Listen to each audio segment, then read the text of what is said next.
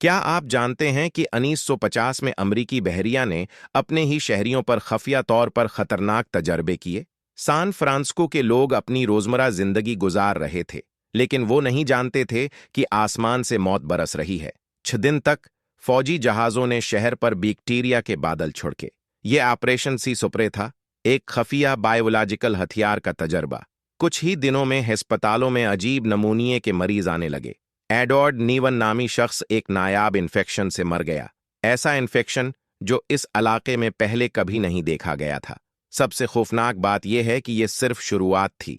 1939 से 1969 तक अमरीकी फौज ने 229 ऐसे तजर्बे किए। लाखों मासूम अमरीकी शहरी इनके लेबॉर्ट्री के चूहे बन गए।